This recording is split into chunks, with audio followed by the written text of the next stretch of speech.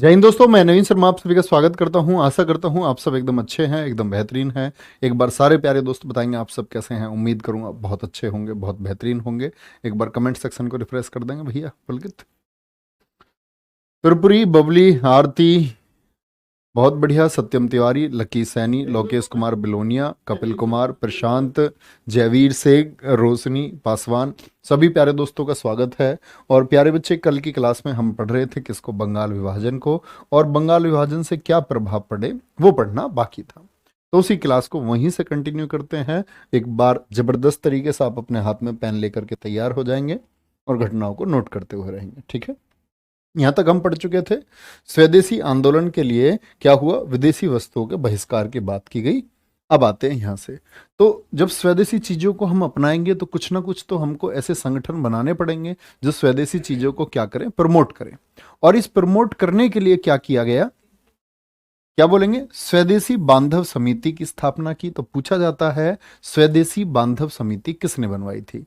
तो किसने स्थापित की थी? अश्विनी कुमार दत्त ने इसको स्थापित किया था, ठीक है।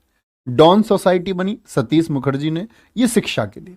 ये बोले कि भाई ये जो अंग्रेजी शिक्षा है ना, ये जो अंग्रेजी कॉलेज हैं, आपका फोर्ट विलियम कॉलेज या जो भी अंग्रेजी शिक्षा वाले कॉलेज हैं, इनका हम बहिष्कार करेंगे। तो डॉन सोसाइटी बनी अपनी शिक्षा के लिए, स्वदेशी शिक्षा, अपने कॉलेज बनाएंगे, अपने स्कूल बनाएंगे, अपनी यूनिवर्सिटी बनाएंगे, ठीक है। तो क्या बोलेंगे? Dawn society.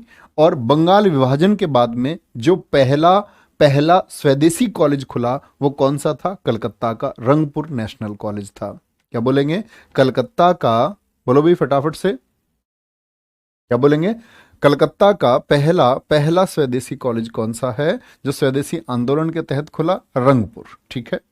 पूछा जाता है, अब इन लोगों ने बोला कि भाई हम अपनी काउंसिल भी बनाएंगे एजुकेशन के लिए, एक जो नियम बनाएगी। तो क्या बोलेंगे? राष्ट्रीय शिक्षा परिषद की स्थापना हुई 1906, 1906, ठीक है। ये क्या हो रहा है? बंगाल विभाजन के बाद की घटनाएं हैं। अच्छा, बंगाल नेशनल कॉलेज की स्थापना कब हुई? ये 1906 में बना आपका कोलकाता में। बहुत बढ़िया भाई। अच्छा, बंगाल विभाजन के विरोध का दमन करने के लिए कार्लाइल को नियुक्त किया गया।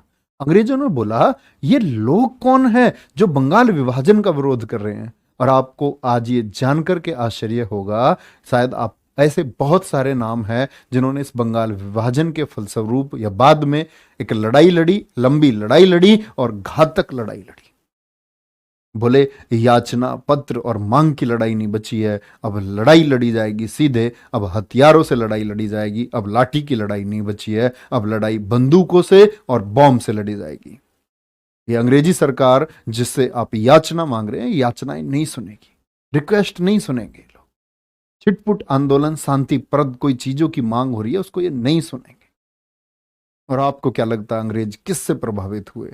तो आपको ये देखना होगा, ध्यान से देख लेना। तो बंगाल विभाजन के विरोध का दमन करने के लिए कार्लाइल को नियुक्त किया। आप सब प्यारे बच्चे जानते होंगे भैया, बंगाल विभाजन लागू हुआ, बंगाल विभाजन को वापस ले लिया गया। लेकिन वापस क्यों लिया गया? जिन्होंने, अंग्रेजों ने भारत को बांटने की ये कवायद शुरू की, स्टार्टिंग की कि भारत को हम बांटेंगे, और वही फिर इस बंगाल विभाजन को वापस ले लेते हैं। क्या जब ये लागू हुआ था इनको पता नहीं था क्या इसके प्रभाव होंगे? ये सब जानते थे। लेकिन हमारे हमारे इस देश में जो नौजवान खून उबल करके सामने आया, जिसने शहादत देनी शुरू की, जिसने गोलियां चलाना शुरू की, किसके ऊपर? इन्होंने बोला हर वो व्यक्ति जो देश का गद्दार है या अंग्रेजी शासन के साथ में है, उस हर व्यक्ति की हत्या की जाएगी। एक हत्या नहीं हुई, भड़के हुए नौजवानों ने, जिनके खून में उबाल था, उन्होंने गोलियां चलाई। कितनी जगह गोलियां चलाई, लड़कियों ने गोलियां चलाई। और ऐसा दबाव बना अंग्रेजी सरकार पर कि यह बंगाल विभाजन वापस लेना पड़ा।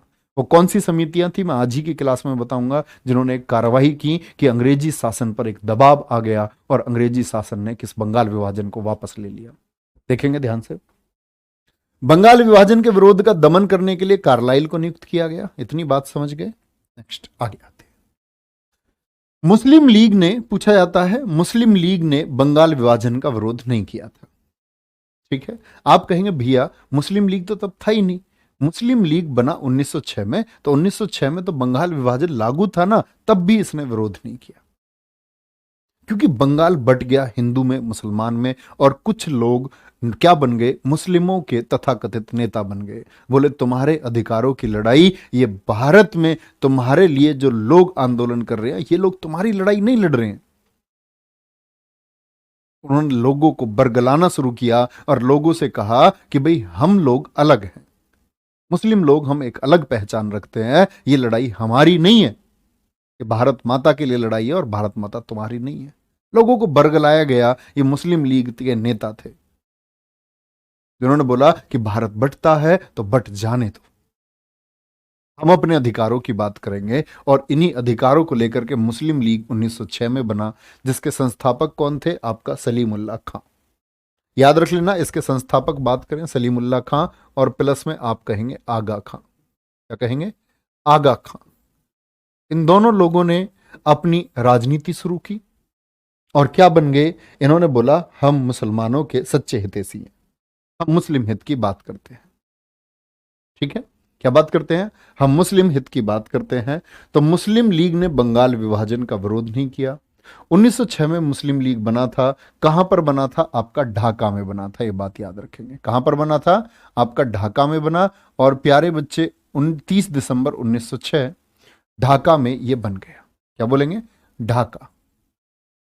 मिंटो से इनकी मुलाकात हुई थी, मिंटो इनसे मिला आपका, और मिंटो ने, जिसको सांप्रदायिक निर्वाचन का जनक कहा जाता है, उसने बताया कि भाई आप लोग अपनी पॉलिटिक्स करें, क्यों तुम चक्कर में पड़ रहे हो? आप अपने लोगों को लेकर के आप राजनीति में आगे आइए, अपने लोगों को हितों के लिए आप लड़िए, तो वो लोग आपको क्या समझेंगे? अपना देवता मानेंगे और आपके पीछे चल पड़ेंगे।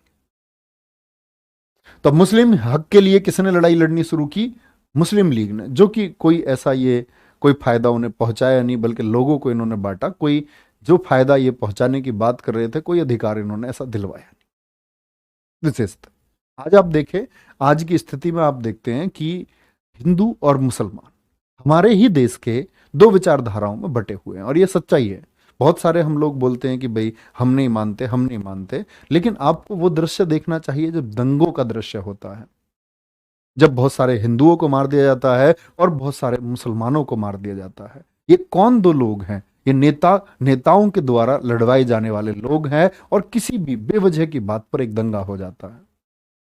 तो ये फूट दरअसल में कब से पड़नी शुरू हुई? विशेष रूप से बंगाल विभाजन जो हुआ तब से पड़नी शुरू हुई, और जिसके कारण कौन लोग थे? यही लोग थे। ठीक है, अच्छा, पहला अध्यक्ष कौन था मुस्लिम लीग का? आप लोग लिखेंगे बकर मुश्ताक हुसैन था। बसर, क्या बोलेंगे? कमेंट रिफ्रेश कर देंगे। बकर मुश्ताक हुसैन था। कोई भी दिक्कत? अच्छा, वायसराय कौन था इस समय पर? मिंटो था। क्या कहेंगे? वायसराय इस समय पर कौन था? इस समय मिंटो था।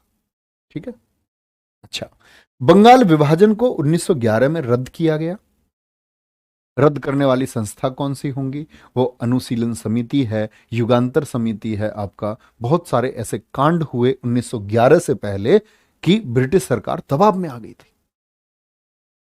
दबाव में आई ब्रिटिश सरकार ने, बोले कि भाई ये तो बहुत गड़बड़ हो जाएगी, बहुत लोग मारे जाएंगे, और जब बहुत लोग मारे जाएंगे तो उससे अच्छा है कि इस बंगाल विभाजन को वापस ले लिया जाए। तो क्या बोलेंगे? 1911 में ये रद्द किया गया। तीसरे दिल्ली दरबार में, कौन से दिल्ली दरबार में? तीसरे दिल्ली दरबार में। मैं आपको दिल्ली दरबार भी नहीं पढ़ा है तो पढ़ाऊंगा अभी आगे। हार्डिंग द्वितीय के समय, अच्छा बताएं एक बार, मैंने आपको दिल्ली दरबार अभी पढ़ाया है या नहीं? यस और नो? तो एक कॉमन बातें हैं। हार्डिंग सेकंड के समय पर ब्रिटेन के महाराज यहां आए, ब्रिटेन का महाराज यहां पर आया जॉर्ज पंचम, और जॉर्ज पंचम जिसके लिए गाया गया 1911 कलकत्ता अधिवेशन में, जनगण मन अधिनायक जया है। अधिनायक मतलब उन्होंने बोला कि जो सब कुछ है, ये आपका बंगाल है, जो ये नदियां हैं, ये आपको नमन करती हैं। वो अधिनायक कौन बना? वो अधिनायक जॉर्ज पंचम को बना करके पेश किया गया। इसके ऊपर काफी विवाद है। लोगों ने कहा वंदे मातरम हमारा राष्ट्रगान होना चाहिए।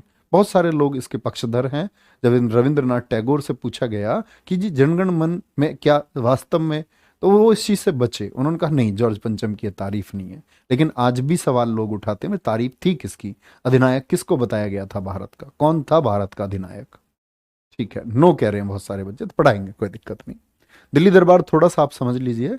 दिल्ली दरबार दरअसल में क्या होता था, वैसे बता दिए हैं 1877, 1903, 1911। अच्छा, वैसे बता दिए तो कोई नहीं, कंप्लीटली पढ़ाएंगे इनमें कौन कौन लोग आए थे, कैसे कैसे आए थे, ठीक है। अच्छा, 1911 में दिल्ली राजधानी बनाने की घोषणा भी तीसरे दिल्ली दरबार में हुई। दिल्ली दरबार से मतलब था ब्रिटेन का कोई प्रतिनिधि, रिप्रेजेंटेटिव, जो वहां राजा थे वो आते थे और यहाँ जो वायसराय थे आपका, वो बड़ा उनका स्वागत करते थे और स्वागत में बड़ा पैसा लुटाया जाता था। एकदम से बेहतरीन चाक चौबंद व्यवस्था, ऐसी व्यवस्था कि आंख फटी की फटी रह जाए। भारत का ये सारा पैसा बहाया गया और किसके लिए? वाही वाही लूटने के लिए, ठीक है। क्या बोलेंगे? जनता दरबार नहीं है ये, दिल्ली दरबार है। 1912 में दिल्ली राजधानी बनी, यानी घोषणा 1911 में हुई, राजधानी बनी 1912 में। 1927 में नई दिल्ली शहर बसा। क्या हो गया? नई दिल्ली शहर कब बसा है? 1927 में। और 1931 में क्या हो गया प्यारे बच्चे? नई दिल्ली राजधानी बन गई। यानी दिल्ली और नई दिल्ली में फर्क है। पहले नई दिल्ली शहर नहीं था, नई दिल्ली शहर नहीं था पहले। नई दिल्ली को बसाया गया 1927 में और नई दिल्ली को राजधानी बनाया गया 1931 में, ठीक है। कौन आया था भैया? जॉर्ज पंचम आया था, वो बताएंगे आगे। इतनी बात जब नोट कर ले तो एक बार बताएंगे भैया नोट कर चुके हैं। यार दोपहर की क्लास में कोई याद करता है, मुझे हिचकी आती है। शिवांगी यादव एकदम ठीक, विकास राणा जी एकदम ठीक, अरमान सुहेल एकदम ठीक, बहुत बढ़िया। प्राची पवार, आलू, जब तक रहेगा समोसे में आलू तुमको खा जाएगा भालू। बोले भैया फटाफट से, कोई दिक्कत? इतनी बात में कोई परेशानी? आगे आएंगे, चले आगे, चलो भाई नेक्स्ट। तो आज की क्लास हमारी शुरू होती है यहां से, गांधी युग से पहले की स्थिति। गांधी युग से पहले की स्थिति क्या थी, ठीक है। चलो भाई, तो नोट बनाएंगे अपना, हेडिंग लिखेंगे गांधी युग से पहले की स्थिति। वो कौन से संगठन थे जिन्होंने सबसे पहले, भाई गांधी जी ने आकर के देश में आंदोलन चलाए, उन आंदोलनों से पहले देश में क्या हो रहा था? कि बंगाल विभाजन 1905 में हुआ, इस 1905 के आसपास क्या हुआ, और गांधी जी जब तक आए 1915 में, तब तक क्या क्या देश में हो रहा था, वो सारी चीजें हमको देखने हैं। तो क्या बोलेंगे? गांधी युग से पहले की स्थिति। गांधी युग से पहले की बात में सबसे पहले आप नोट करेंगे अनुशीलन समिति। अनुशीलन समिति, और अनुशीलन समिति जो है, क्या बोलेंगे? बहुत बढ़िया। अनुशीलन समिति 1902। क्या बोलेंगे? अनुशीलन समिति 1902। सर जी मेरा पीछे का रह गया बेटा, इतनी देर में भी आप लोग नहीं लिख पा रहे हैं, तो मैं कहूंगा आप ज्यादा सजा कर लिख रहे हैं। सजा कर नहीं लिखना है, सजाना इधर है, इधर सजाओ। ऐसे लिखो कि आप ही की समझ में आए। कभी भी नोट्स को ऐसे रंगने के चक्कर में मत रहा करो, लाल पेन, पीला पेन, हरा पेन, बहुत सारे बच्चों की आदत होती है ऐसी। हेडिंग अलग पेन से बनाएंगे, सिंगल पेन से लिखें, आपको समझ आना चाहिए और समझे क्या है, ठीक है। अनुशीलन समिति 1902। अनुशीलन समिति दरअसल में क्या थी? अनुशीलन का मतलब होता है पालन करना। क्या होता है? पालन करना। अच्छा भैया ये समिति किसका पालन कर रही थी? अनुशीलन का क्या अर्थ है? पालन करना। ये किसका पालन कर रही थी? ये लोग कर रहे थे पालन बंकिम चंद्र चट्टोपाध्याय की नीतियों का। बंकिम चंद्र चट्टोपाध्याय की नीतियों का ये क्या कर रहे थे? बंकिम चंद्र चट्टोपाध्याय जी की नीतियों का ये पालन कर रहे थे। और यही वो संस्था है अनुशीलन समिति जिसकी वजह से बंगाल विभाजन वापस लिया गया। आपसे कोई पूछे ना बंगाल की सबसे असरदार समिति कौन सी थी जिसने बंगाल विभाजन को वापस लेने को मजबूर कर दिया अंग्रेजी शासन को, वो कौन थी? अनुशीलन समिति। अच्छा भैया ऐसा इन्होंने क्या किया था? देखेंगे, ध्यान से देखेंगे। ये अनुशीलन समिति जो थी, एक तो थी मिदनापुर। मिदनापुर कहाँ है? बंगाल में। इसको किसने स्थापित किया था? ज्ञानेंद्र नाथ बसु ने। ये अनुशीलन समिति की शाखाएं हैं, ठीक है। ढाका में जो बनी थी उसको पुलिन बिहारी दास ने, और ढाका वाली ये बाद में बनी है, याद रख लेना, लिख लेना। इसकी स्थापना 1905 में हुई थी। क्या बोलेंगे? इसकी स्थापना 1905 में हुई। तो कभी भी पूछे ढाका अनुशीलन समिति की स्थापना कब हुई, ये बाद में बनी थी, इसी का एक पार्ट थी, ढाका में कार्य करती थी। ठीक है, चलो भाई, क्या कहेंगे, इसकी स्थापना 1905 में हुई थी।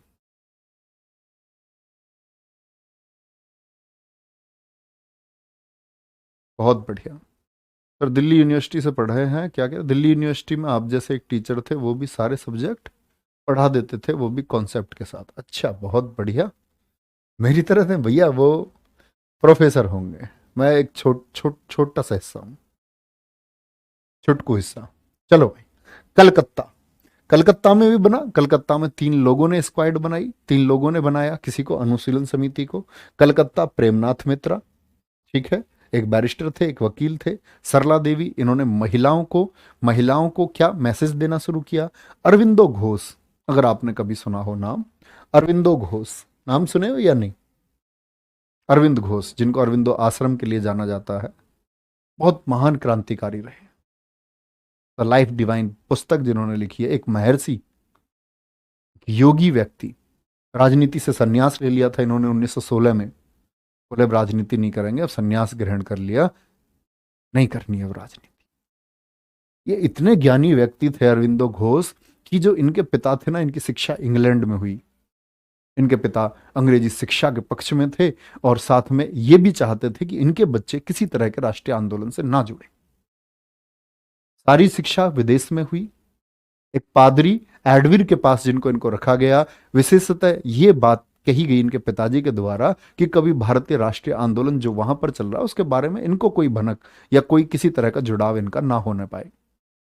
लेकिन कहते हैं ना कि जिसके ब्लड में होता है वो खून जो होता है ना, जो गलत चीज को देख करके उबाले मारता है, वो जेनेटिक होता है। जरूरी नहीं है जीन्स में हो, जरूरी नहीं है कि आपके दादा के अंदर वो उबालता तो आपके अंदर होगा, नहीं।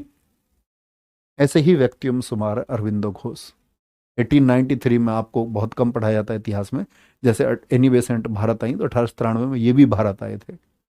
और उस समय की सारी यूरोपीय भाषा, चाहे वो जर्मन हो, फ्रेंच हो, सभी के जानकार ये थे। लेकिन भारत आए और भारत आकर के इन्होंने काम किया किसके लिए? भारतीय राष्ट्रीय आंदोलन के लिए अनुशीलन समिति बनाई। अच्छा भैया, ये लोग थे, ठीक है, इनका काम था बंगाल विभाजन को वापस इन्हीं की वजह से हुआ, लेकिन ये लोग करते क्या थे? इनका काम था देश के जितने भी युवा थे उन युवाओं को जोड़ना। ग्राउंड पे काम किया, युवाओं को जोड़ना शुरू किया। बोले ये लड़ाई अब याचना की नहीं है, ये याचना की लड़ाई नहीं है। अंग्रेजी इस बहरी सरकार को अब सुनाना होगा और अपने दम पर सुनाएंगे। क्या बोलेंगे?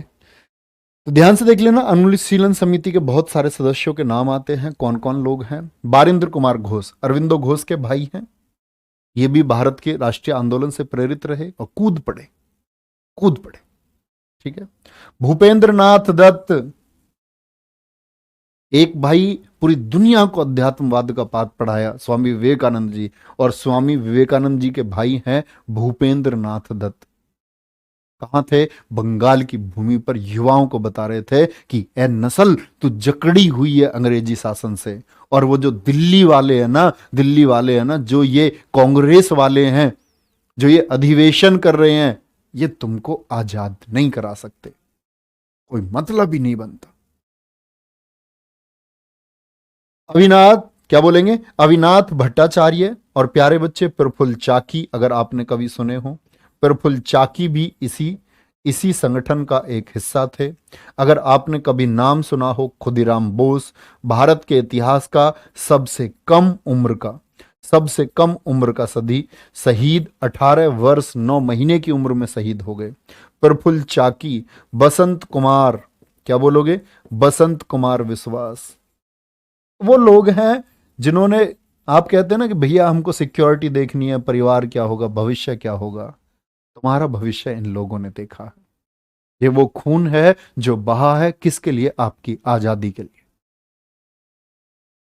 ध्यान से देख लेना, क्या बोलेंगे? प्रफुल्ल चाकी, खुदीराम बोस, बसंत कुमार विश्वास। ये जो 3 लोग ऊपर हैं, इन तीनों ने एक आपका युगांतर पत्रिका शुरू की बंगाल में। बहुत इंपॉर्टेंट है, युगांतर पत्रिका को कौन संपादित करता था? बारिंद्र कुमार घोष, भूपेंद्र नाथ दत्त और साथ में अविनाथ भट्टाचार्य। अब यह इंपॉर्टेंट बात है कि युगांतर पत्रिका में पत्र लिखे जाते थे अंग्रेजी शासन के खिलाफ और लोगों को जागरूक किया जाता था। ठीक है, क्या बोलेंगे? 1906 में बांग्ला साप्ताहिक इन्होंने शुरू किया। ठीक है। कोई परेशानी भाई, इतनी बात में नोट करते रहेंगे आराम से। तो ये अनुशीलन समिति लोगों को जागरूक करने का काम कर रही है और कह रहे हैं कि कहीं हमको अगर रक्त का कतरा बहाना पड़ेगा तो हम सारा रक्त बहा देंगे, सारा रक्त। कोई भी ऐसा व्यक्ति आएगा जो भारत मां के खिलाफ काम कर रहा है, उसकी गर्दन उड़ा देंगे। तो ध्यान से देख लेना, बोलेंगे भाई फटाफट से। मुन्नीलाल डचोनिया, पृथ्वीराज चौहान जी। टॉपिक नहीं चल रहा है प्यारे दोस्त, यहां पर आए टॉपिक पर। लिख चुके भैया या नहीं लिखा है अभी? तुम लोग रिस्पॉन्स ही नहीं देते, चुपचाप चुपचाप करते रहते हो काम को अपने को। चलो भाई बोलें फटाफट से। और कल के बारे में मैं एक बार आप लोग रिस्पॉन्स देना मुझे। कल मैं आप लोगों के लिए क्लास अपलोड कराऊंगा, क्लास अपलोड कराऊंगा, और मतलब मेरी पसंदीदा क्लास है खुद की। तो कल क्योंकि एक विशेष कार्य के चलते हुए, ठीक है, गांव जाना पड़ेगा, और गांव में भैया कल क्लास जो सैटरडे की वो नहीं हो पाएगी। लेकिन मैं आपके लिए क्लास अपलोड करवाऊंगा सरदार भगत सिंह जी के ऊपर, जो मैंने खाकी बैच में क्लास ली थी, आपकी परीक्षा की दृष्टि से बहुत महत्वपूर्ण है। आप लोगों का टॉपिक भी अगला नेक्स्ट वही होगा, तो वो मैं क्लास अपलोड कराऊंगा, आप लोग जरूर देखना। और जो जागृत लोग होंगे उनके अंदर एक भावना जरूर जागृत होगी। और सीखना, पढ़ने से ज्यादा जरूरी है कि जो हम पढ़ रहे हैं उससे सीखें कुछ, ये क्या हो रहा है। 1908 में इसी अनुशीलन समिति के लोगों ने एक काम किया, किंग्सफोर्ड पर बम मामला। किंग्सफोर्ड जो कलकत्ता में न्यायाधीश बनकर के आया था, और अगर भारतीय द्वारा किसी को, अंग्रेज को एक गाली भी दे दी जाती तो उनको कठोर से कठोर सजा दे देता, 7 वर्ष की सजा। किसी अंग्रेज से कंधा लग गया, 10 वर्ष की सजा। इतना प्रसिद्ध हो गया कि भैया इसके इसके कोर्ट में ना जाना कोई, थोड़ी सी बात के लिए बड़ी सजा मिल सकती है। बड़ा प्रसिद्ध हुआ, बहुत बदनाम होता चला गया एकदम से, और लोगों में मैसेज गया भैया किंग्सफोर्ड के यहां मामला नहीं जाना चाहिए। एक एक लोग तो ये जो डर रहे हैं किंग्सफोर्ड से, एक लोग ऐसे हैं कि देख लेंगे किंग्सफोर्ड को ही, कौन ये किंग्सफोर्ड है। तो किंग्सफोर्ड की पोस्टिंग होती है मुजफ्फरनगर में, सेशन जज बना करके भेजा गया। भैया सेशन जज क्या होता है? तो अभी शायद जब आप लोग पढ़ेंगे कभी, जब आप पुलिस में हो जाएंगे तब आपको पढ़ाया जाएगा। तो जो हमारा कोर्ट होता है ना, कोर्ट, आप कभी डिस्ट्रिक्ट कोर्ट में अगर जाएंगे, वहां लिखा होता है जिला एवं सत्र न्यायालय, डिस्ट्रिक्ट एंड सेशन कोर्ट। जो डिस्ट्रिक्ट कोर्ट होता है उसमें आपका जमीनी मामले चलते हैं, बाकी जितने विवाह विवाह संबंधी मामले। और जो सेशन कोर्ट होता है, सेशन कोर्ट यानी कि सत्र न्यायालय में चलते हैं हमारे आपराधिक मामले। आपराधिक मामले जिनमें आपका क्या होती है, सजा होती हो, जिनमें जेल होती हो, कारावास जिसमें होता हो, वो सारे मामले सेशन कोर्ट में सुने जाते हैं। ठीक है, क्या बोलेंगे? तो मुजफ्फरनगर में सेशन जज बना करके भेजा गया, आ गया। अब इसके बारे में लोगों को इसने इतनी सजाएं सुनाई तो प्लान बना दिया आपका, क्या बोलेंगे, क्या कहेंगे? नहीं, रहने दो।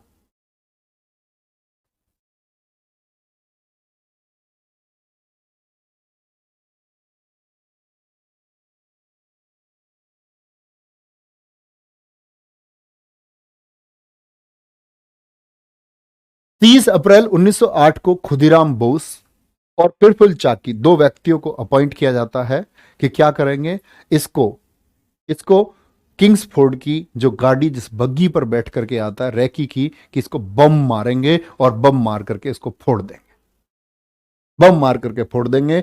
और क्या हुआ प्यारे बच्चे, इन्होंने 30 अप्रैल 1908 को, क्या बोलेंगे, 30 अप्रैल 1908 को क्या हुआ था, इन्होंने किंग्सफोर्ड पर बम फेंक दिया।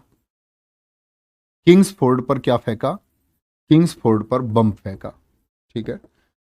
हुआ क्या, दरअसल में दो यूरोपीय महिलाएं बैठी हुई थी, किंग्सफोर्ड तो बच गया, वो महिलाएं मारी गई। क्या बोलोगे?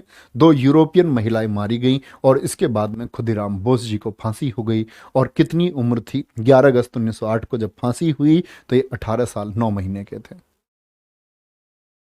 ठीक है, कोई भी दिक्कत? क्या बोलेंगे? मुजफ्फरपुर इनको भेजा गया। मुजफ्फरपुर कहाँ है? बिहार में। क्या बोलेंगे, बिहार का मुजफ्फरपुर है, यहां इनकी पोस्टिंग की गई थी। किसकी? किंग्सफोर्ड की। एक घटना हुई।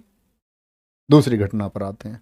1908 अनुशीलन षड्यंत्र मामला, जिसको बोलते हैं हम मुरारी पुकुर, लिखना ध्यान से, क्या बोलते हैं इसको हम? मुरारी पुकुर, मुरारी पुकुर, या फिर इसी को हम बोलते हैं मणिकोटला बम कांड। अब इन सब के पीछे क्या बोला गया, जितनी भी उस समय बंगाल में घटनाएं हुई, उन सभी घटनाओं के लिए जिम्मेदार माना गया किसको? अनुशीलन समिति को। अनुशीलन समिति पर एक चला अलीपुर षड्यंत्र मामला। अनुशीलन समिति पर जो ये मामला चला, किस पर? अनुशीलन समिति के सदस्यों पर। कुल 38 लोग थे जिन पर यह मामला चला है।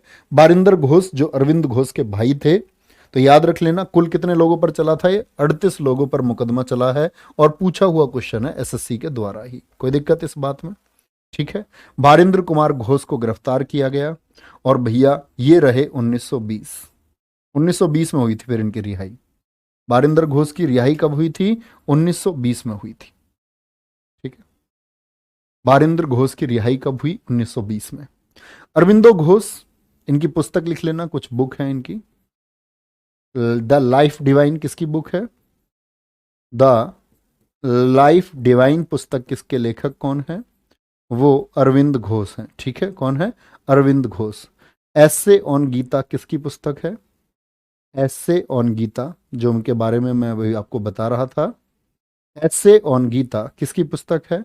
अरविंदो घोष की पुस्तक है। कोई दिक्कत? यहाँ देखना ध्यान से। बारिंद्र कुमार घोष जी को रखा गया था कहां पर? आपका सेल्यूलर जेल में। आप लोगों ने, बहुत सारे बच्चों ने सुना होगा सेल्यूलर जेल। ये सेल्यूलर जेल क्या बड़ी प्रसिद्ध है भारत के इतिहास में। सेल्यूलर जेल कहाँ है? ये अंडमान के पोर्ट ब्लेयर में थी। मतलब आप सब लोग जानते होंगे अंडमान तो किधर है, तो भारत की भूमि से हजारों किलोमीटर दूर। यहां पर क्या रखा जाता था? वो प्रमुख व्यक्ति जो क्रांति में सबसे आगे थे, उनको कहां भेज देते थे? अंडमान। कहां भेजते थे? सेल्यूलर जेल में। और सेल्यूलर जेल कहते हैं कि जो सेल्यूलर जेल चला गया वो वापस ना के बराबर लोग आए।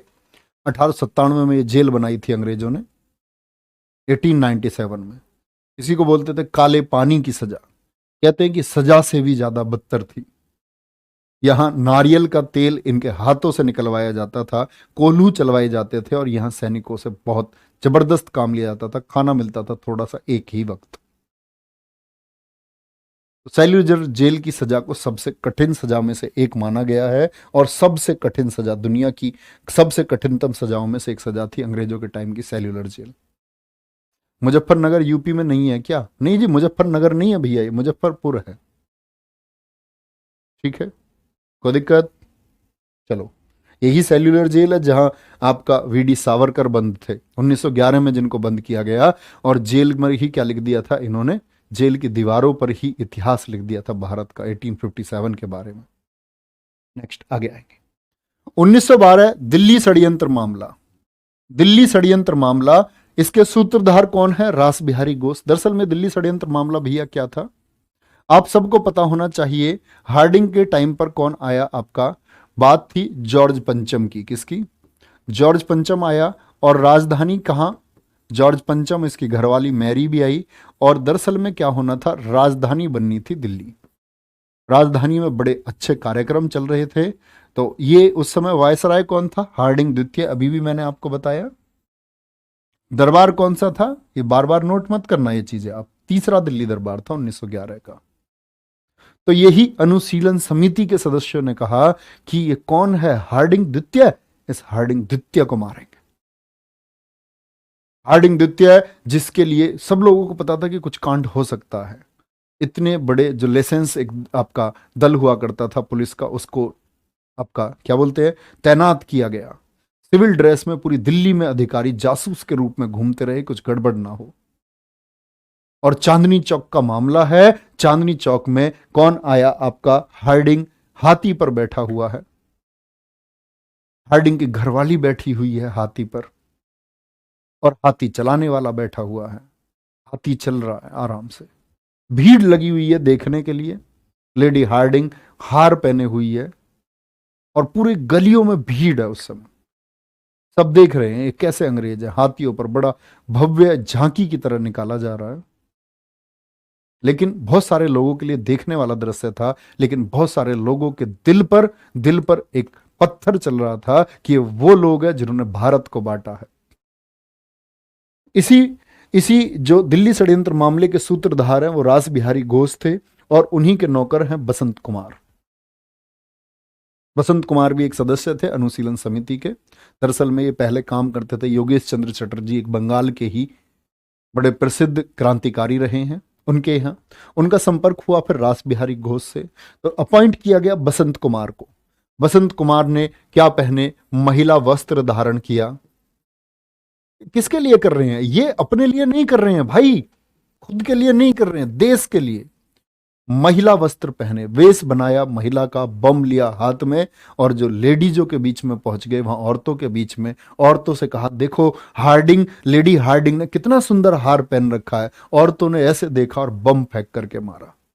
निशाना थोड़ा चूक गया, हाथी को चलाने वाला मारा गया और ये बाकी लोग घायल हो गए, यानी हार्डिंग द्वितीय भी मरा नहीं। अन्य व्यक्ति कौन कौन थे जो दिल्ली षड्यंत्र मामले से जुड़े हुए थे? मास्टर अमीचंद हो गए, अवध बिहारी हो गए, बालमुकुंद हो गए और बसंत कुमार विश्वास हो गए। बसंत कुमार विश्वास, ये 4 लोग हैं जिनको फांसी हुई इस मामले में। क्या बोलेंगे?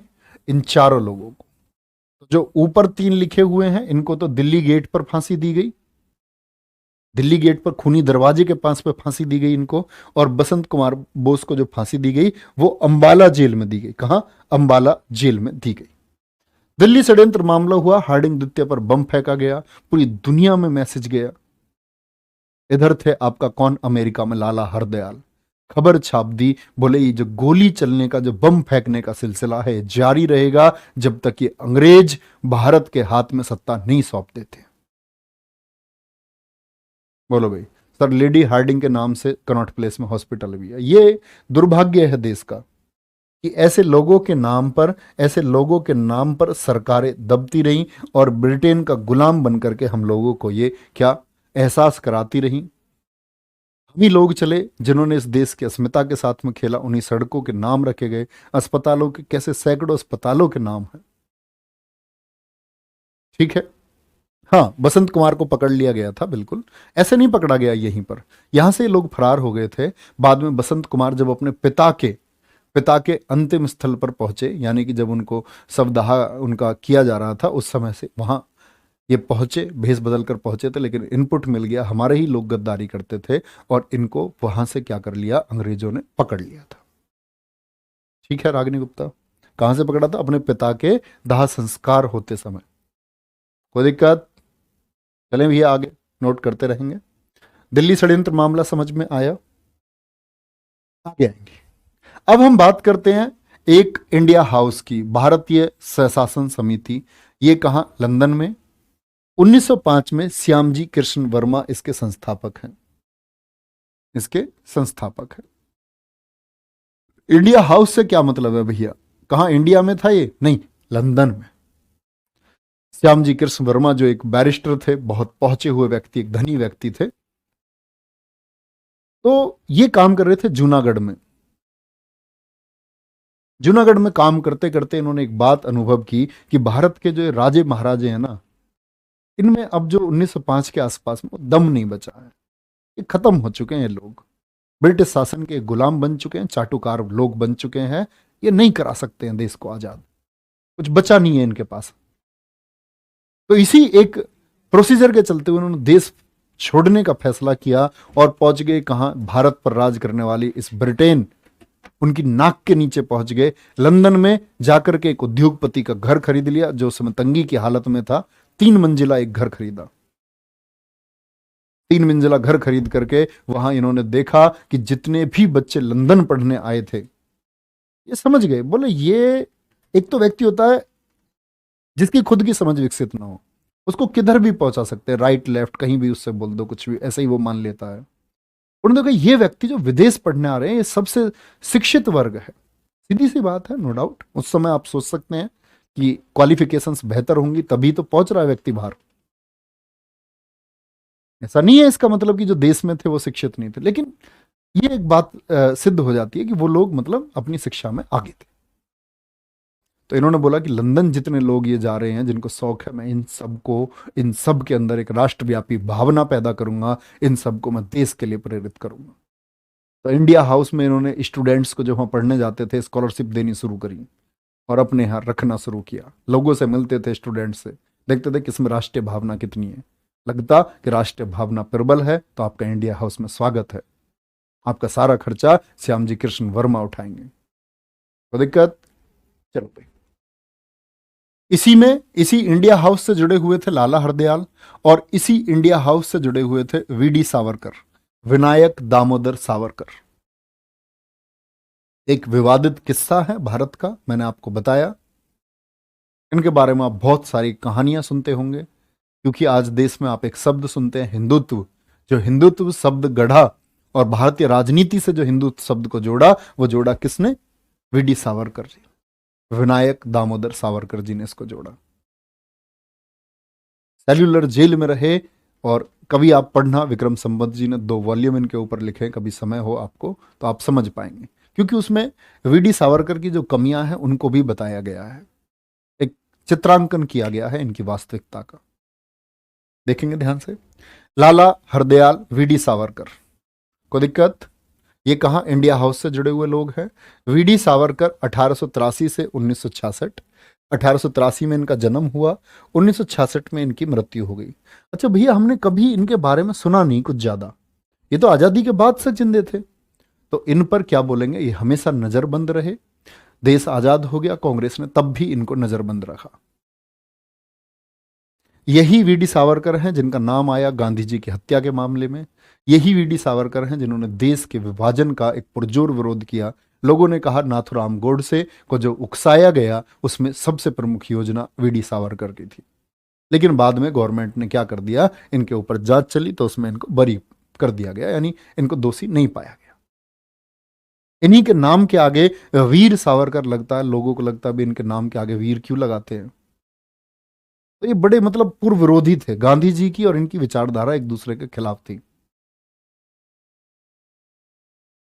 लोग जब इनसे कहते तो ये एक बड़ा प्रसंग देते कि लोगों से कहते कि आप मोपला विद्रोह के बारे में एक बार पढ़ें।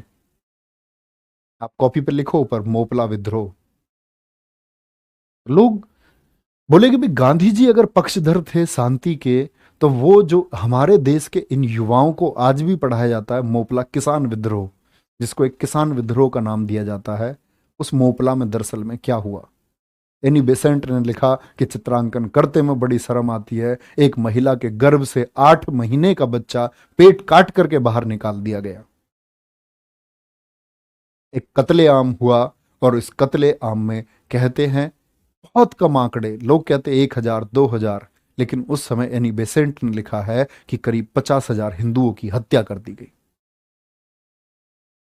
नरसंहार, जिसको आप लोगों को क्या दिखाया जाता है, एक छोटी सी लाइन में मोपला विद्रोह 1921। चलो भाई, क्या बोलेंगे? अभिनव भारत को एक इल्जाम इन पर यह लगता है अंग्रेजी शासन के गुलाम थे, अंग्रेजों के पक्षधर थे, अंग्रेजों की ये कार्रवाई करते थे। दरअसल में जब 1911 से लेकर के, याद रखना, वीर सावरकर 1911 से 21 तक जेल में, 1911 से 21 तक जेल में, और इन्होंने ही बनाया था अभिनव भारत और मित्र मेला संगठन। कब? 1904 में। ठाकुर साहब का कोर्स बंद किया जाए, ये कह रहे हैं नींद आ रही है, अब आएगा मजा। बेटा चलती क्लास में सोते नहीं, अपना चुपचाप सो जाना चाहिए। नींद आए तो रात को नहीं सोते हो क्या? तुम जैसे लोगों की वजह से देश बड़ा कमजोर है। इनको मुक्ति दे भैया, कहीं और पढ़ेंगे प्यारे दोस्त। पढ़ते समय जिसको नींद आती है वो हमारा छात्र नहीं हो सकता। समझे भैया बात को? इन्हीं के भैया, इन्हीं के सानिध्य में इन्हीं की मुलाकात हुई थी हेडगेवार से, और हेडगेवार 1925 में जिन्होंने आरएसएस की स्थापना की। ठीक है। अब क्यों कहते हैं लोग सावरकर अंग्रेजों के गुलाम थे? ऐसा भी आपको सुनने में मिलेगा, क्योंकि दरअसल में जब 1921 में इनकी रिहाई हुई तो इन पर यह बंदिशें लगाई गई कि किसी भी क्षण आप पर हर वक्त निगरानी रखी जाएगी, और निगरानी जो रखी जाएगी उस निगरानी में आपको यह ध्यान रखना, आपका एक भी शब्द अगर ऐसा हुआ जो लगेगा कि राजद्रोह है या ब्रिटिश शासन के खिलाफ बोला गया है, तो आपको फिर से सेल्युलर जेल भेजा जाएगा। क्या बोलेंगे? फिर से आपको अंडमान जेल भेजा जाएगा। कोर्स बंद कर देना, ठीक है, पैसे इनके वापस पहुंचाओ इनको। क्या बोलेंगे? विनायक दामोदर सावरकर, इन्होंने ही एक पुस्तक लिखी है, पुस्तक का नाम है 1857 का संग्राम। 1857 का संग्राम इन्होंने ही लिखा है, आपका हमेशा रखेंगे। और ऐसा कौन व्यक्ति हो, आप कहेंगे भैया इनको फांसी क्यों, ये फांसी सॉरी, इनको जेल में क्यों रखा गया, तो वो कौन सा मामला था, याद रखेंगे आप लोग प्यारे बच्चे। जेल में रखने का कारण क्या था? नासिक कलेक्टर जैक्सन की हत्या, इसके लिए दोषी बनाया गया इनको। नासिक का जो कलेक्टर था जैक्सन, उसकी हत्या, मतलब हत्या के जो सुराग मिले, जो बम का इस्तेमाल हुआ, धमाके का, बंदूकों का इस्तेमाल हुआ, बोले इन्होंने प्रोवाइड कराई थी। नासिक कलेक्टर जैक्सन की क्या कर दी? हत्या कर दी, हत्या कर दी गई, ठीक है। ध्यान से देखेंगे, विलियम कर्जन बाइली, और यही वीडी सावरकर हैं। आप लोग कभी इनके बारे में इतिहास पढ़ेंगे तो देखो, कभी भी आप किसी व्यक्ति का मूल्यांकन मत करना, कौन अच्छा है कौन सही। जब आप अपने अध्ययन को पूरा कर लें किसी के बारे में, तो आप समझ जाएंगे। अब आप एक बात समझेंगे कि यही हेडगेवार, जब इनसे पूछा गया गांधी कवायद क्यों नहीं कर रहे हैं, इतने लोगों का नरसंहार हुआ है, उन्होंने बोला मैं गांधी से उम्मीद नहीं करता। इन्होंने बोला कि गांधी जी ने, चलो हमने मान लिया गांधी जी सब वर्गों से प्यार करते थे, ये इनके शब्द है, मेरे नहीं है। आप विक्रम संपत के द्वारा लिखी गई पुस्तक पढ़ेंगे आप, कौन सी, आप नाम से पढ़ सकते हैं। क्या बोलेंगे भैया? उन्होंने पुस्तक लिखी है आपका सावरकर एक विवादित विरासत, उसके शब्द मैं आपको बता रहा हूं। बड़ी रिसर्च के बाद से बड़ी प्रसिद्ध पुस्तक है भारत की, अभी हाल ही में बड़ी चर्चित रही है। तो इन्होंने कहा कि गांधी जी जब लड़ाई लड़ रहे हैं सभी वर्गों के लिए, तो मैं ये जानना चाहूंगा गांधी जी ने अछूतों के लिए, अछूतों को न्याय दिलाने के लिए जो देश की एक गंभीर समस्या है, उसके लिए गांधी जी के द्वारा किए गए प्रयास कौन कौन से हैं? क्योंकि सावरकर ने दक्षिण में अछूत आंदोलन चलाया था, इन्होंने लोगों को बताया था, और ये जो जाति व्यवस्था थी इसके एकदम पूर्व विरोधी थे। अंबेडकर जी विरोधी थे गांधी जी की विचारधारा के, क्यों? अंबेडकर जी का भी यही सवाल था कि गांधी जी ने अछूतों के लिए, जो देश की एक बड़ी गंभीर समस्या है, भाई देश की मजबूत कब हो सकता है? जब हम सब एक दूसरे को बराबर समझे, समान समझे, एक जैसा समझे। सबसे मजबूत देश तो तभी होगा। इस तरह के प्रश्न लोगों के सामने आते रहे, और बहुत सारे लोगों ने इनके बारे में बहुत सारे स्टेटमेंट दिए हैं। सही है या गलत, मैं हमेशा से कहता हूं, आप ना मेरी बात का विश्वास करके किसी को सही चुने, ना किसी अन्य की बात का। आप अपना अध्ययन करें और चीज़ों को ध्यान से याद रखेंगे और अपनी विचारधारा खुद बनाएं। अच्छे नागरिक की यही पहचान होती है कि उसकी विचारधारा खुद की होनी चाहिए, किसी और की नहीं। कोई दिक्कत? विलियम कर्जन वाइली की हत्या हुई, क्या बोलेंगे? ये किसने की थी? मदन लाल धींगरा ने। इनको लंदन में फांसी हुई थी, लंदन में ही इन्होंने किसकी हत्या कर दी थी? विलियम कर्जन वाइली की। लंदन में इनको फांसी हुई थी, मदन लाल धींगरा को। क्या बोलेंगे? कहां फांसी हुई इनको? लंदन में फांसी हुई थी, याद रखें। तो ये सब लोग किसके लिए संघर्ष कर रहे हैं? बोले भी फटाफट से। बहुत बढ़िया, बहुत बढ़िया। ऐसा नहीं है सर मैं आईएएस बनकर गरीब परिवार देश के लिए काम करूंगा, वो तब देखा जाएगा आप क्या करेंगे। हमारी वर्तमान स्थिति हमको बदल देती है, हमेशा याद रखेंगे, ठीक है। आगे आएंगे भैया, आगे आएंगे गदर पार्टी। क्या बोलेंगे? गदर पार्टी। गदर पार्टी जिसके संस्थापक थे, मैंने आपको स्टेटमेंट दिया, इन्होंने क्या कहा था? इन्होंने कहा था कि जो भारत में गोलियां चल रही हैं ना, ठीक चल रही हैं, अंग्रेजों के ऊपर जो बम दागे जा रहे हैं सही दागे जा रहे हैं, सही तरीका है, ये शांति से सुनने वाले लोग नहीं है। और ये खुद कहाँ है? ये खुद थे आपका अमेरिका में, और इनका अपना संगठन था, ये छात्र रहे आपका इंडिया हाउस में। तो इनके पास इनपुट थे कि देश में या विदेश में पूरे इस समय विश्व की स्थिति ऐसी बन रही है कि प्रथम विश्व युद्ध होगा। प्रथम विश्व युद्ध के समीकरण बन रहे थे, और प्रथम विश्व युद्ध के इन समीकरणों में इन्होंने एक चीज भांप ली कि हम एक मांग उठाएंगे, एक जबरदस्त आंदोलन हम करेंगे, जो अंग्रेजों से ये बोलेगा कि भाई हमको फर्स्ट वर्ल्ड वॉर में आप लोग आजाद करें, हम आपके सहयोगी बन जाएंगे। ठीक है, कोई भी परेशानियां? तो इसके संस्थापक थे लाला हरदयाल। 1913 सैन फ्रांसिस्को में, सैन फ्रांसिस्को बोलते हैं यूएसए में, और इसी को हम बोलते हैं भारतीय क्रांति की जननी। इन्होंने उन सभी लोगों को जोड़ा जो अमेरिका और कनाडा में थे, जो रोजगार की तलाश में विदेश में जाकर के बस गए, या ऐसे भूतपूर्व सैनिक थे जिन्होंने ईस्ट इंडिया कंपनी के लिए सेवाएं दी और बाद में जाकर के आपका अमेरिका या कनाडा बस गए। उन सभी लोगों को इन्होंने जोड़ा, सभी लोगों को इन्होंने। भैया सनी देओल की गदर नहीं है रे। प्रशांत तट का, क्योंकि अमेरिका प्रशांत महासागर के किनारे है, तो प्रशांत तट का हिंदी संघ भी इसी को कहते हैं, इसी को कहते हैं। ठीक है, पंजाब के किसान, भूतपूर्व सैनिक, क्या बोलेंगे, इन्होंने जोड़ ली। जितने भी थे किसान सेटल हो गए थे वहां जाकर के। लाला हरदयाल कौन थे? महामंत्री थे किसके? गदर पार्टी के। सोहन सिंह भाकना कौन थे? अध्यक्ष थे। और उपाध्यक्ष भी लिखना, केसर सिंह थतगढ़। उपाध्यक्ष कौन थे? केसर सिंह थतगढ़।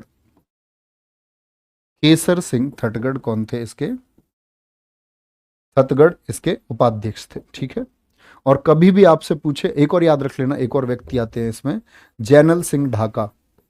जैनल सिंह ढाका। जैनल सिंह ढाका कौन है? इन्होंने अफगानिस्तान में गदर आंदोलन चलाया था। अफगानिस्तान में क्या बोलेंगे, गदर आंदोलन चलाया। गदर थे, उन्होंने बोला हथियार उठाना, हथियार उठाना। जो हम हथियार उठा रहे हैं ना हमारे लोग, ये ब्रिटिश शासन के खिलाफ, बोले हथियार उठाना ये गलत नहीं है, ये महायुद्ध है। ये क्या है? ये महायुद्ध है। जैनल सिंह ढाका। यहां तक की बात में कोई दिक्कत? अच्छा, एक और चीज क्या याद रख सकते हैं हम इसमें? हाँ, ये चीजें देखो ध्यान से। 1913 में, आप देख पा रहे हैं या नहीं पता नहीं, पहले नोट कर ले भैया इतना, तब वो दिखाऊंगा मैं आपको। तो 1913 में इन्होंने गदर मैगजीन चलाई, और कई बार क्वेश्चन पूछा गया है, गदर मैगजीन सबसे पहले किस भाषा में आई थी? उर्दू भाषा में। उर्दू भाषा में। हेडक्वार्टर इनका भारत में कहां था? युगांतर आश्रम। युगांतर आश्रम। उर्दू भाषा के बाद में पंजाबी में आई गदर मैगजीन, जिसके लिए चंदा देते थे सभी वर्ग, और फिर हिंदी भाषा में आई। जर्नैल सिंह थे? नहीं, जर्नैल सिंह नहीं है भैया, जैनल सिंह है। जर्नैल सिंह तो वो हैं जो ऑपरेशन ब्लू स्टार 1984 से, जो इंदिरा गांधी जी ने स्वर्ण मंदिर पर आपका हमला करा दिया था, क्योंकि उसमें कुछ लोग जो खालिस्तान समर्थक लोग थे, खालिस्तान समर्थक लोग इकट्ठे हो गए थे आपका, कहाँ उन्होंने अपना सेंटर बना लिया था स्वर्ण मंदिर को, तो उन लोगों पर कार्रवाई की गई थी। उन लोगों के नेता थे कौन? जर्नैल सिंह भिंडरेनवाला। ठीक है, तो क्या बोलेंगे, आपका हेडक्वार्टर युगांतर आश्रम था, और इन्हीं का नारा था जंग दा होका। क्या बोलेंगे? जंग दा होका। भैया एसएन सेन ने भी तो 1857 लिखी है, कोमल, बहुत अच्छा। अभी मैंने आपको जीएस के प्रैक्टिस सेट में भी बताया था, और आप उस प्रैक्टिस सेट से जुड़े रहिए। वहां मैंने आपको कल ही बताया था कि इस 1857 के संग्राम के जो आपके क्या बोलेंगे सरकारी साहित्यकार है, वो एसएन सेन थे। कौन थे? एसएन सेन सरकारी साहित्यकार हैं, जिन्होंने लिखा है 1857 को। ठीक है, कोई दिक्कत? बोलेंगे हाँ बिल्कुल। जो इन्होंने लिखा था ना, वीडी सावरकर ने संग्राम के ऊपर पुस्तक 1857 की, प्रकाशित नहीं हो पाई थी, सभी देशों में प्रयास किया गया था, बाद में फ्रांसीसियों की मदद से उसको प्रकाशित किया गया फ्रांस में, फिर भारत उसकी कॉपीज आई। कोई दिक्कत? भैया दिमाग में बहुत कुछ चलता रहता है, आप रिसर्च करिए भैया, मेरे दिमाग में आपके कहने से बहुत कुछ चलता है। तो होम रूल आंदोलन से प्यारे बच्चे यहां से आप लोग पढ़ेंगे। मैं होम रूल आंदोलन से आप लोगों को एक वीडियो प्रोवाइड करूंगा, कल इसी टाइम पर आपकी अपलोड हो जाएगी।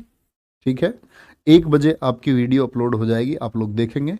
होम रूल आंदोलन से लेकर के और सरदार भगत सिंह, ये आप कल पढ़ लेंगे, और बहुत अच्छी वीडियो है। जिन बच्चों ने खाकी बैच में देखी होगी वो जानते होंगे, इसमें वो सभी सत्य हैं, सभी सत्य हैं। देखो मैं प्लीज बच्चे एक प्रार्थना करूंगा आपका टीचर होने के नाते, कभी भी मैं आपको कुछ पढ़ा रहा हूं ना, तो मैं आपको हकीकत से रूबरू करा रहा हूं। आप मुझे किसी वर्ग विशेष से, किसी विचारधारा से प्रभावित मत समझना कभी भी। नेवर। ये मेरी एक रिक्वेस्ट है आप लोगों से। मैं बस आप लोगों के पास चीज़ें डिलीवर कर रहा हूँ, और तो आप लोगों को मैं हमेशा ये रिक्वेस्ट करता हूँ, आपकी विचारधारा आपकी होनी चाहिए। क्या सही था क्या गलत था, जब आपको इसको स्वयं समझेंगे तब सबसे अच्छा आप लोगों को विजन आएगा। बोलो भाई फटाफट से। तो ये क्लास होगी कल, लगभग 1.5 घंटे की ये क्लास होगी, तो आप लोग इसको जरूर देखेंगे, है ना। और फिर मैं आपको अगले लेक्चर में आपके साथ मिलूंगा गांधी युग में, जिसमें मैं आपको गांधी जी के बारे में समझा रहूँगा। गांधी जी ने कितनी संघर्ष देश के लिए किया, वो सारी चीज़ें। नो डाउट गांधी जी ने बहुत संघर्ष किया है देश के लिए, इसमें कोई दो राय नहीं है। ठीक है, हाँ नोट करना, क्यों नहीं नोट करना, बिल्कुल ऐसा नहीं है, वीडियो नहीं है, प्रॉपर क्लास है एक। चलो भाई,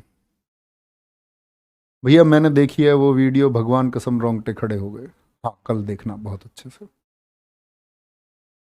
वो मतलब एक तरुण कुमार वाही जी ने एक पुस्तक लिखी है सरदार भगत सिंह जी के ऊपर। वो एक पूरी पुस्तक मैंने ऐसे समझना, आप लोग 1 घंटे में समझाई है आपको, वो पूरी एक किताब 1 घंटे में। तो मतलब ऐसे बहुत सारे सोर्सेज हैं मैंने देखा।